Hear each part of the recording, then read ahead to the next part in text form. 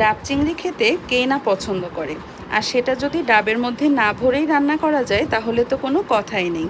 কিভাবে করা যায় সেই রেসিপিটাই আপনাদের সাথে শেয়ার করছি।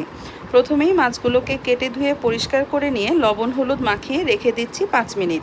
এই ফাঁকে একটা কড়াই গরম করে তার মধ্যে সাদা তেল গরম করে নিচ্ছি। তেলটা গরম হয়ে গেলে চিংড়ি মাছগুলো একে একে ভেজে নিচ্ছি। মাছগুলো হালকা লাল লাল করে ভেজে তুলে নিলেই হবে। এখানে আমি 1 কেজি পরিমাণ মাছ রান্না করেছি, তাই মাছগুলোকে একবারে না দিয়ে ভেঙে ভেঙে ব্যাচ হিসেবে ভাগ করে ভেজে নিচ্ছি। মাছগুলো ভাজা হয়ে গেলে সেই তেলের মধ্যেই সামান্য সরিষার তেল যোগ করে দিয়ে দিচ্ছি 2টো তেজপাতা। একটু নেড়ে নিয়ে তার মধ্যে দিয়ে দিচ্ছি 1 মুঠো পরিমাণ পেঁয়াজ কুচি। পেঁয়াজটা হালকা লাল করে ভেজে নিয়ে তার মধ্যে দিয়ে দিচ্ছি পেঁয়াজ বাটা। আমি 3 চা চামচ পরিমাণ দিয়েছি। পেঁয়াজ বাটা দিয়ে মশলাটাকে আরেকটু নেড়েচেড়ে নিচ্ছি। নেড়েচেড়ে নেওয়ার পরে দিয়ে দিচ্ছি আদা বাটা আর রসুন বাটা। চাইলে আদা রসুন বাটা না দিলেও হয়, কিন্তু আমি এখানে দিয়েছি। আর দিলেও খুব সামান্য পরিমাণে দিতে হবে। আমি 2টো মিলিয়ে 1 চা চামচ পরিমাণ দিয়েছি।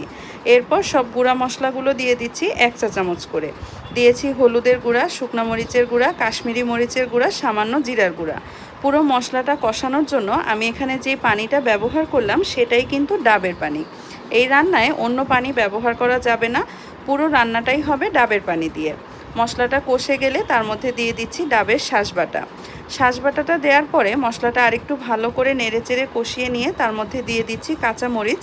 এরপর মশলাটার মধ্যে আমি দিয়ে দিব ভেজে রাখা চিংড়ি মাছ।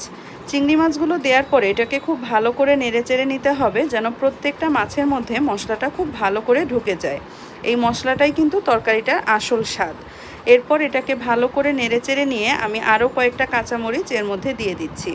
যে কোনো রান্নাতেই কাঁচামরিচের গন্ধটা কিন্তু একটা অসাধারণ ফ্লেভার অ্যাড করে। চাইলে যে কোনো রান্নায় ব্যবহার করে দেখতে পারেন। মাছটাকে 5-7 মিনিট ধরে ভালো করে কষিয়ে নিয়ে তার মধ্যে আমি দিয়ে দিয়েছি ডাবের পানি। এই রান্নায় আলাদা করে কোনো মিষ্টি বা চিনি দেওয়ার দরকার নেই। ডাবের যে মিষ্টিটা আছে সেটাই কিন্তু এই রান্নায় দারুণ একটা ব্যালেন্স দেয়। এই রান্নাটা আপনি যে কোনো কিছু ভাত বা পোলাওয়ের সাথে পরিবেশন করতে পারবেন। দারুণ স্বাদের সহজ এই ডাব চিংড়ির রেসিপিটা কার কেমন লাগলো চাইলে কমেন্টে জানাতে পারেন। ভালো লাগলে ভিডিওতে একটা লাইক করে দেবেন এবং আমার চ্যানেলটা সাবস্ক্রাইব করে দিবেন। সবাই ভালো থাকবেন। আল্লাহ হাফেজ।